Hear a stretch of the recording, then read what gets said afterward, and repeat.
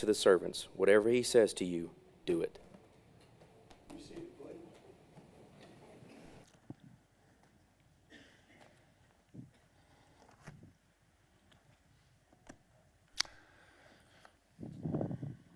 This morning before services, as I made my typical rounds to try to speak to some of you before services started, I went and spoke to Becky and everybody on her row, including her mother, Evelyn. And Becky said to me, she said, Mom said this morning on the way here, she said, I wonder why everybody just doesn't like to come to services. That was the gist of it. That wasn't verbatim what she said. But her point was, Evelyn said, I don't know why everybody just doesn't want to come. And I get that. I feel the same way.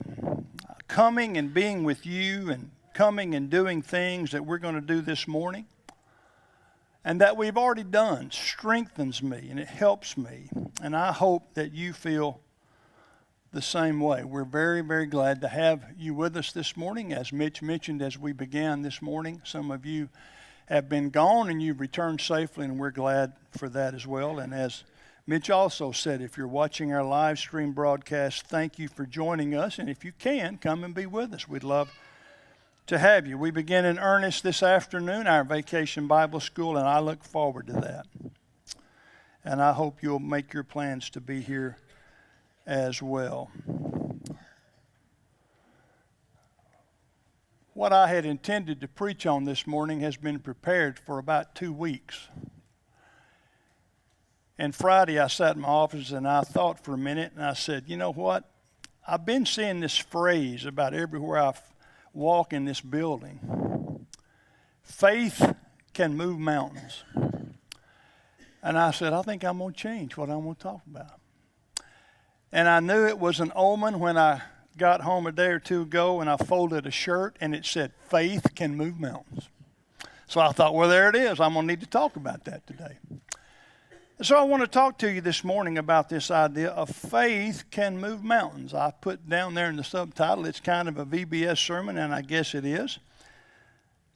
But I think it's important for us to think about this idea maybe a little bit more from an adult point of view this morning. And then we'll talk about it, of course, over the course of the next several days in our VBS classes.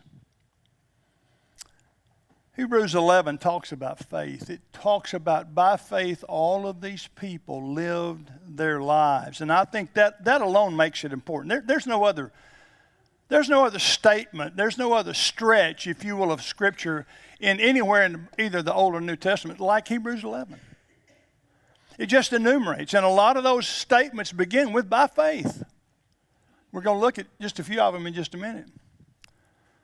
But by faith, and I want you to think with me this morning just of the magnitude of that idea. And I want to talk about it just a minute. When I ask you what faith is, what do you think the answer to that is? Well, we can give a definition. Even the Hebrew writer gives a definition. But I think what faith is, and I think this is shared with not just what the Hebrew writer says, but in every facet. The idea of faith as discussed in the Bible is most often described as a positive response to God. And it's it's not just a specific idea. It's not just like the mental act of believing what one is told. It's not just someone saying, do you believe this? And you say, yes, I acknowledge that and I believe that. There is a sense in which that faith, but that's not the way the Bible typically uses it. The way the Bible typically uses it is most often, as I said, described, it's a positive response to God. And it's more complete. It involves a complete package of the things that create a positive response to God. It's not just I believe. It's that my heart is involved, and my mind is involved, and my will and my emotions. And even as Randy prayed this morning, I hope you listened carefully to that prayer. He mentioned the words faith and obedience. That's what faith involves. It's clear that faith involves obedience. It involves commitment. It involves loyalty. And you cannot read Hebrews 11 without seeing all of that from all of those people.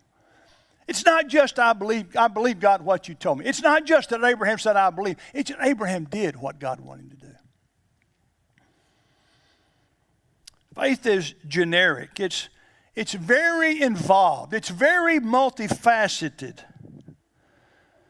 And so when the Hebrew writer talks about the faith of these men and women, he simply means that they respond to God in the right ways. And I would even suggest in all the right ways. I'm not saying all the right ways, but to say they're perfect, but they knew how to respond. It wasn't just, I believe in you. It was, I believe in what you said. And not just, I believe in what you say, but I'm willing to do that.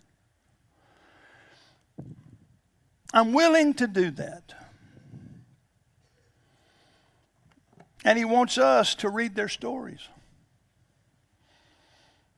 I've read those stories about Noah all my life.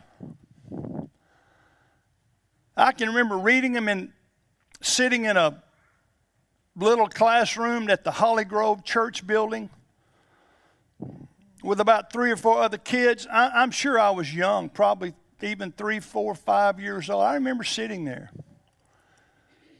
And I can remember Catherine Overstreet teaching me about Noah and the flood and the ark. And I remember hearing about the faith that he had. He was divinely warned of things he had not yet seen. The passage in Hebrews 11:7 tells us. I'm almost convinced, I won't say fully, but I'm almost convinced that Noah hadn't seen rain until it began to rain. There's some question in my mind about that, but I think that's part of what he means when he says he's being divinely warned of things he'd not seen. And yet he believed God, but he doesn't just believe God, he did something about that. And that's why that's important, I think, for us. It's not just that he believed God, but he did something about what he was told. And the same is true of Abraham. I cannot imagine being told, go kill your son, Kenny. I don't think it was that flippant. But I think God was testing. He was testing Abraham. He said, I want you to offer up Isaac. And we all know that story.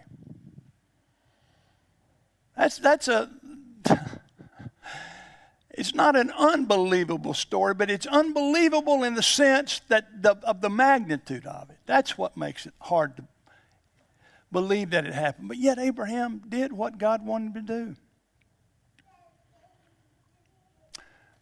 Or this story. God parted the Red Sea and allowed the children of Israel to walk across, to flee from the Egyptians, walk across on dry land. Just think about that. On dry land. And they did that by faith. I mentioned several months ago in a lesson, I had talked about this particular story. Imagine the first person to go. They're all looking at the Egyptians being held up by the fire. And Moses says, go across. And the first person steps out into the sea. And then others follow. And then the whole congregation follows. That's a lot of faith.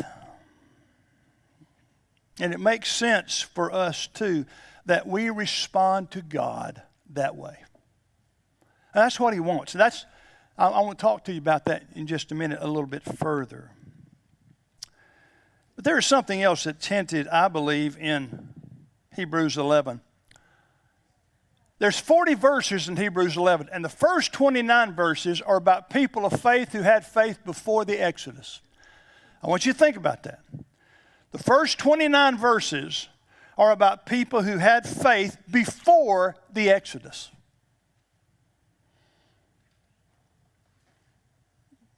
And then the author even pauses in the list to comment on that faith from the earliest patriarchs. He stops. It's almost as if he stops midstream and says this: these all died in faith, not having received the promises, but having seen them from afar off. They were assured of them, embraced them, and confessed that they were strangers and pilgrims on the earth. For those who say such things declare plainly that they seek a homeland. He goes on a couple more verses and shares the same idea. But I don't think it's happenstance that he stops and he talks about those he had just mentioned. Matter of fact, he stops midstream. He's talking about Abraham and Sarah. He says that, verses 13 through 16, and he picks back up with Abraham. It's almost like I want to tell you something about all them and just how deep their faith was. The hint is that Israel's earliest history reveals a prototypical faith. But it seems to reveal a faith that the later generations didn't have.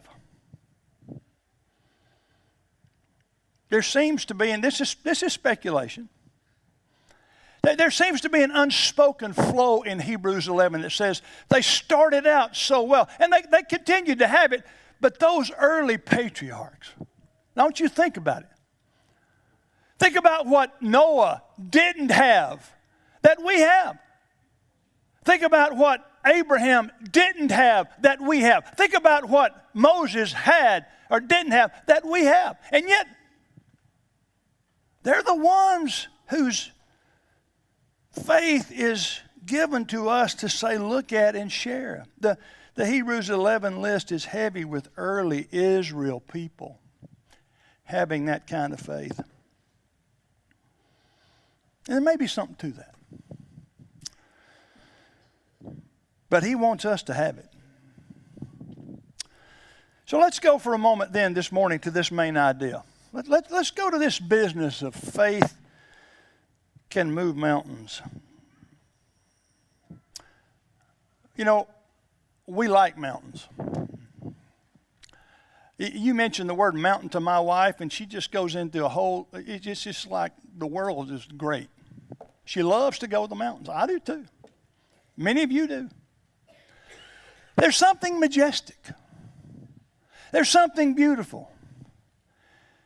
And we're talking about mountains, and the Bible talks about mountains a lot. And we're going to talk about them at VBS. And it's kind of a neat topic because you can make such good decorations. Did you walk through the lobby today? I mean, they're all over. The mountains are out in the lobby. And I think I know Laura did a lot of that cutting and painting and whatever else she did. But when you walk through there, you kind of get a sense of awe because we like mountains. We like majestic things.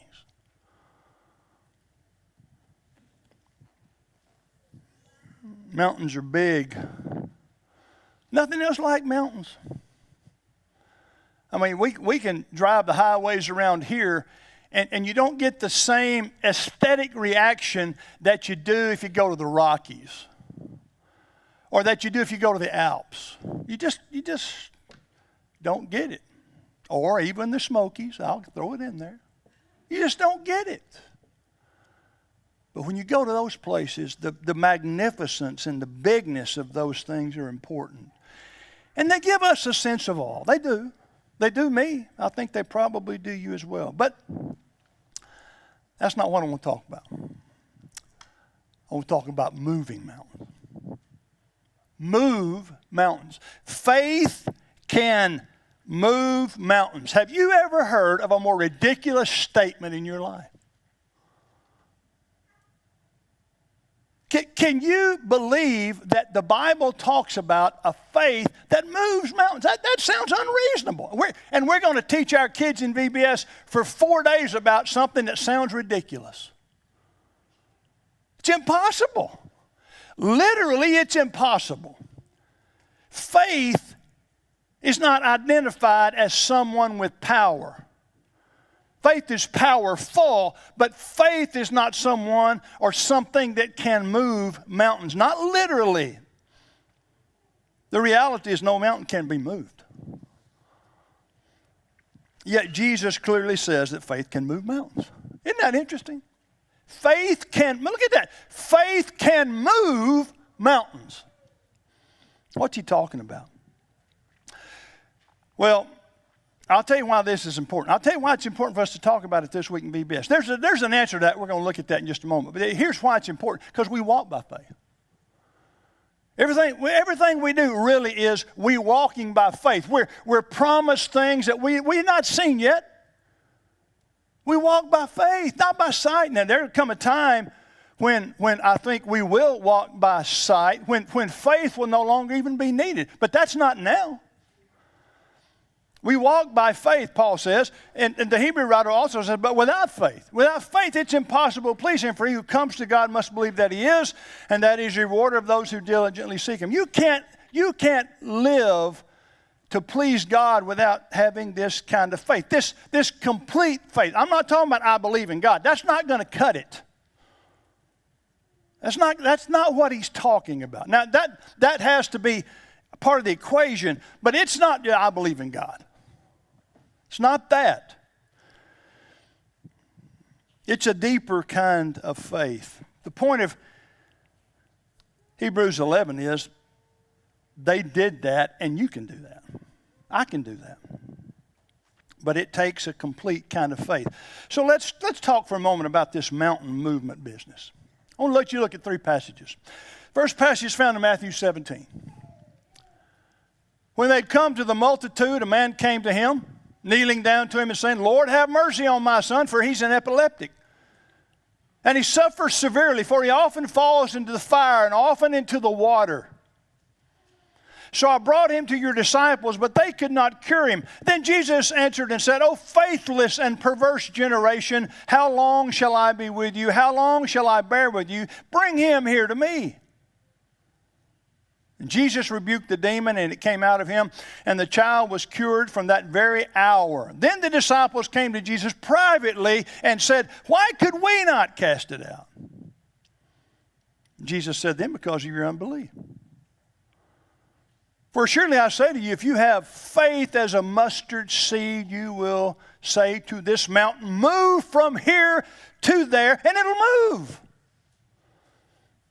And nothing will be impossible for you. Whew. That's a strong statement. That's a strong statement. Lord, why couldn't we do that? You don't have faith. You didn't have the kind of faith that's needed. If you had the kind of faith that was needed, your faith that you need to have, it can move a mountain. That's what Jesus said. In Mark 11, he said this, beginning verse 20. Now, in the morning, as they passed by, they saw the fig tree dried up from the roots. And Peter, remembering, said to him, Rabbi, look, the fig tree which you cursed has withered away. So Jesus answered and said to them, have faith in God. For surely I say to you, whoever says to this mountain, be removed and be cast into the sea, and does not doubt in his heart, but believes that those things he says will be done, he will have whatever he says. Therefore I say to you, whatever things you ask when you pray, believe that you receive them, and you will have them. Ooh, we're talking about moving mountains again. Faith that moves mountains. And then this passage in Luke 17, it's not moving a mountain, but it's similar. The apostle said, the Lord, increase our faith. You see, they want that. They want what he's telling them they have. Increase our faith. The Lord said, if you have faith as a mustard seed, you can say to this mulberry tree, be pulled up by the roots and be planted in the sea, and it would obey you. Now we're talking about not moving mountains. We're talking about if you had faith, you could uproot a tree, tell the tree where to go, and the tree would go there. Same idea, same ludicrous, literally same ludicrous statement. But Jesus said it. And Jesus said, then that's how you increase your faith. You have the kind of faith that believes that kind of thing will be done. Each of these stories have their particular context and nuances. And they were written about adults for adults. Now, these teachers in these classes over the next 4 days in our VBS classes, I get it. I think one of the challenges, and I'm saying this not really ever having taught, at least not for a long time, having taught a children's class. But how do you get the point across to a 6-year-old that faith can move mountains? How does that happen? 6-year-olds know. They've never seen a mountain move. How do you get that point across to them that this faith can move mountains? The point Jesus makes is that faith, even small faith, can grow into big faith. That mustard seed faith, I think what Jesus is saying there is not that we ought to have small faith. I think what Jesus is saying is it can start there, because that mustard seed, you see, turns into a tree, a strong, big, large tree. I think that's what he's saying. That's how faith works. But if you have that so that it grows, you can have that kind of faith. And he says, if you have that, here's the point. Not that the mountains literally move, but the mountainous obstacles in our lives can be changed. Isn't that the lesson for us? It's pretty simple, really. That's what I think our teachers are going to be teaching our kids and our grandkids in these classes. But it's not just for them. I mean, you have to help a 6-year-old, I'm going to talk about this in just a moment, but you have to help a younger mind say, this is what God means. This is what Jesus meant when he said what he said. The disciples wanted more faith, and Jesus said they needed more faith. And I want more faith. I want more faith. And Jesus has said to me, Kenny, you can have more faith. Let's go back. Let's go back to one of the passages I referred to just a moment ago. Let's go back to Mark 11. Verse 12, the next day when they'd come out from Bethany, he was hungry, referring to Jesus. And seeing from afar a fig tree having leaves, he went to see if perhaps he would find something on it. When he came to it, he found nothing but leaves, for it was not the season for figs. And so in response, verse 14 says, Jesus said to it, let no one eat from you ever again. As his disciples heard it. He cursed the fig tree. He said, what I'm saying to you, fig tree, is that nobody's going to ever eat from this tree again. There's going to be no fruit from this tree again. And then that's when you get to verse 20. And now in the morning, the next day, they passed by and they saw the fig tree dried up from the roots. And Peter, remembering, said to him, Rabbi, look, the fig tree which you cursed is withered away. And Jesus answered and said to him, have faith in God.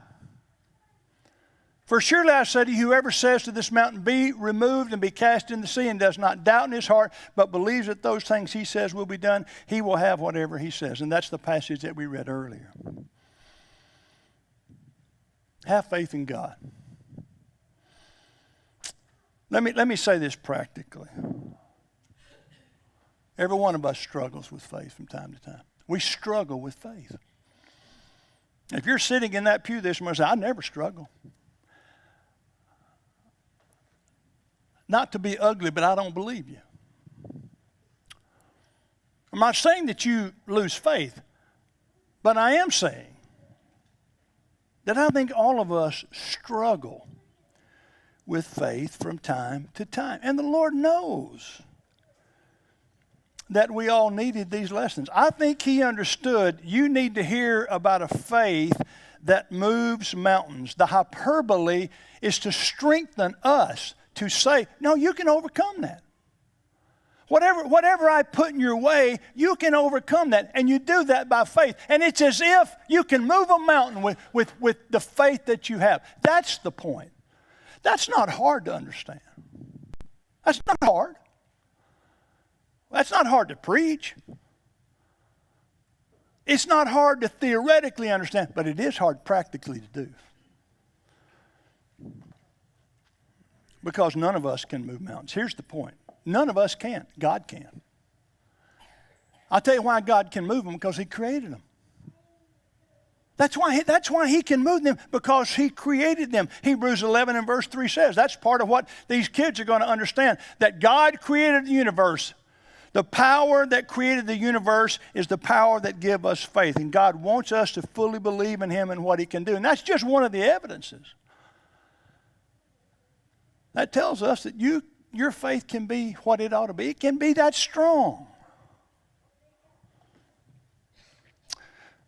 Okay, so I want to make a final few minutes of this lesson from the passage that was read by Joseph a little bit earlier. I want to go to this event that's found in John 2.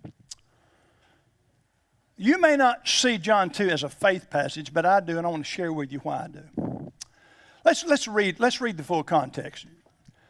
On the third day there was a wedding in Cana of Galilee, and the mother of Jesus was there. Now both Jesus and his disciples were invited to the wedding, and when they ran out of wine, the mother of Jesus said to him, "They have no wine." And Jesus said to her, "Woman, what does your concern have to do with me? My hour has not yet come." And his mother said to the servants, "Whatever he says to you, do it."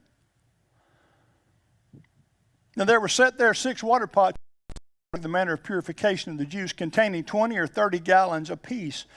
And Jesus said to them, "Fill the water pots with water," and they filled them to the brim. And he said to them, "Draw some water out now and take it to the master of the feast." And they took it. When the master of the feast had tasted the water that was made wine and did not know where it came from, but the servants who had drawn the water knew. The master of the feast called the bridegroom, and he said to him, "Every man at the beginning sets out the good wine, and when the guests have well drunk, then the inferior. Have you kept the good wine until now?" We see the point of that, I think. But I want you to look at Mary's example. Look at Mary's example. And let me just offer 3 quick conclusions about having faith that moves mountains. First of all, we need to be direct in taking needs to God. When we don't have the kind of faith that we need, let's just ask God to help us have it. I love this exchange. Let me share this with you. And when they ran out of wine, the mother of Jesus said to him, "They have no wine." And Jesus said to her, "Woman, what does your concern have to do with me? My hour has not yet come." That's such a disconnected exchange to me. They ran out of wine. The mother of Jesus knows. She said to Jesus, "They don't have any wine." And Jesus basically said, "Why are you telling me this?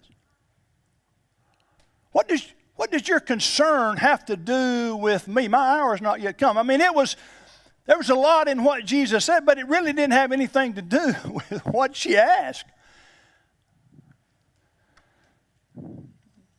But she just got right to it. We don't need to overcomplicate or overthink faith. I think that's, as I said, I think that's a very interesting exchange. Mary saw the problem, and she saw the only answer. She saw the only answer. There's no wine. What are we going to do? There's one answer. Mary knew the answer was Jesus. And she was confident in his ability to do what she wanted him to do. Although at this point, he doesn't seem overly interested in that. So you get to verse 5, which brings me to the second point, and that is to be confident in his ability to answer. See, because after Jesus said, "What does that have to do with me?" Her next statement is, "Whatever he says to you, do it." It wasn't an exchange with Jesus. It wasn't, "Listen, I'm your mother. I made this request. Can you not help me?" It wasn't that at all. The statement was, his mother didn't speak to him. She spoke to the servants, and she said, "Whatever he says to do, do it." Let me tell you what that is. That's faith that moves mountains. That's faith that moves mountains. Whatever he says, do it. How is that for a faith statement? Think about the simplicity of that statement for just a moment. Whatever he says, do it. I'm going to work up a series of lessons called "Whatever he says, do it." Comes straight from the Bible. I love that. See, that's how we think, you know. When I hear things like that, I'm thinking sermon titles, sermon series. That's a great title. Whatever he says, do it. Faith that is complete leaves the problem solving to the one with the answers.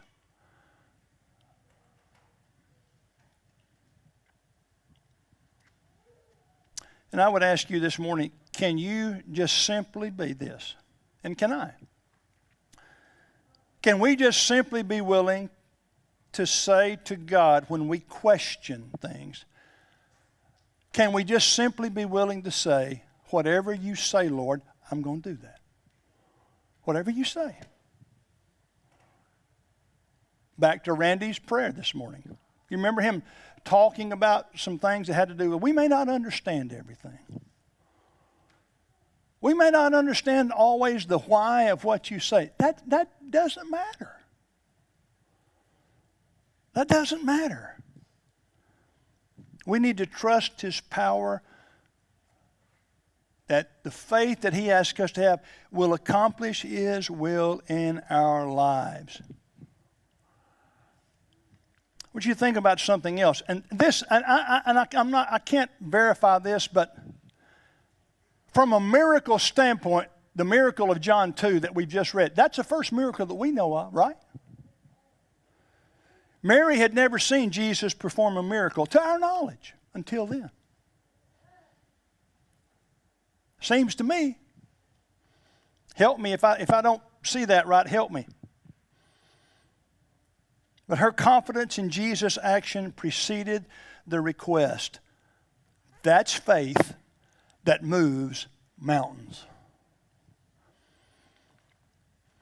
And then, thirdly, let me suggest that we don't allow doubt to enter our mind. This verse, I've put this verse in because to me, there's a sequence here, in my mind anyway. Verse 11 of that same chapter says, this beginning of signs Jesus did in Cana of Galilee and manifested His glory, and His disciples believed in Him. I don't think they had doubt occasionally, but I think it began as He did these signs. Every sign He did began to strengthen him. That's what this passage says. It manifested His glory, and His disciples believed in Him. I think it's the idea of the more He did, the more their faith was developed.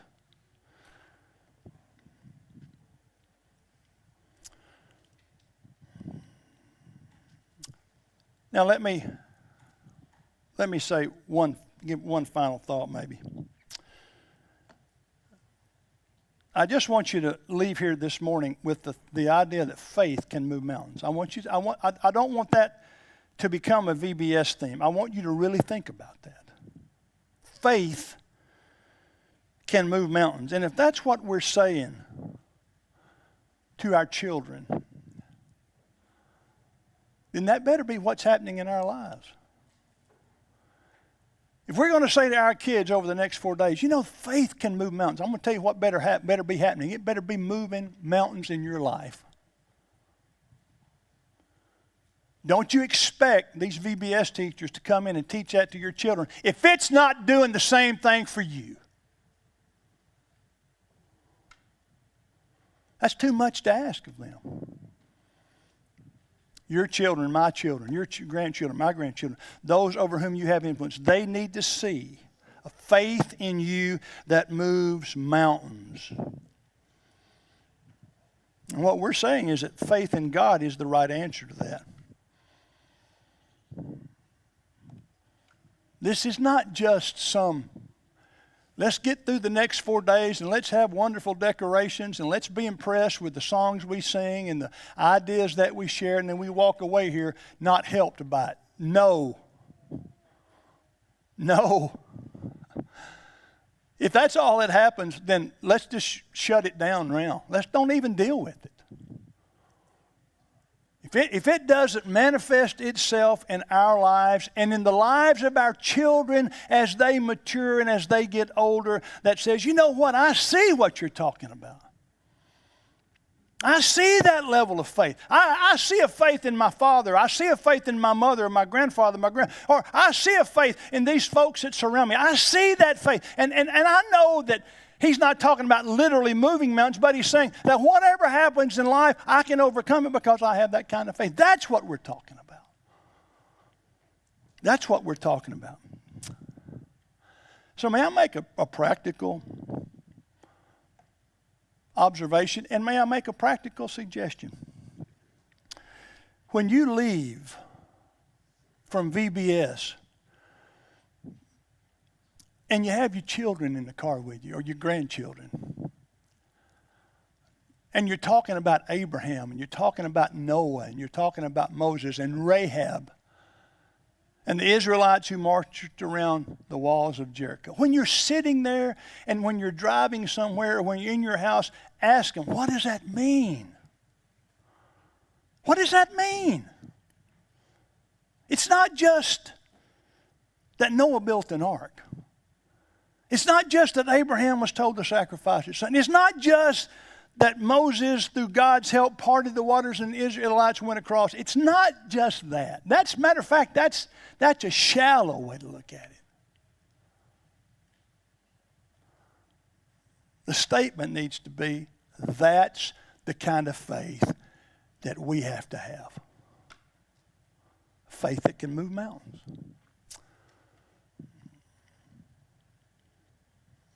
Lots of folks don't know where to turn to have that kind of faith. I think it's sad. I frankly think it's sad that so many people are confused, so many people have no hope, they have no peace. They only have a concept as to really where to go. And we need to be people who show them. We have faith that can move mountains. I pray that we will. I think about this. I think about when I get to this part of the service and when I get to this part of my sermon, I tell you, I give a lot of thought to what am I going to say? Well, what could I say to move people? Because it appears as though, at least from a public standpoint, it appears as though there's rarely much movement. But I don't look at it like that as much anymore. I think all of us need to be reminded of what Jesus can do for us and what faith can do for us, whether we see some outward response or not. I think all of us need to be impressed by coming together and by hearing these kind of things and by thinking about this kind of faith. I hope all of us continue to be impressed with the fact that we all have to have that, and we all need that. So if you're here this morning, and first of all, let me just say it this way. If all the lessons done is just cause you to say, you know what, I need to have a deeper, stronger, more solid faith. If it's done that, then that's great. That's what I intended. And maybe you're sitting there and you're going, I need to have that kind of faith all the way through. I need to start that walk. Then you need to obey God. It's not just believe in God, it's believe what He says. And what He says to you is His Son can save you from your sins if you'd be willing to come to Him. I say that all the time. I don't know any better way to say it. You just got to come to Jesus and come on His terms. Isn't that right? That's what you got to do. Commit to Him. Commit to having the faith that can move mountains. We would love to help you. It may be that you need to obey the gospel. You need to be baptized into Christ for the remission of your sins. We can help you with that this morning. It may simply be this morning that you need to come and that you need to acknowledge to this group of people that you need their help. You've already asked God to forgive you of things you've done, but you need the prayers of these people. Then let us know that. But if you have a need this morning to come to God and get right with God and have that kind of faith, we'd love to help you. If you'd let us know by coming forward as we stand and as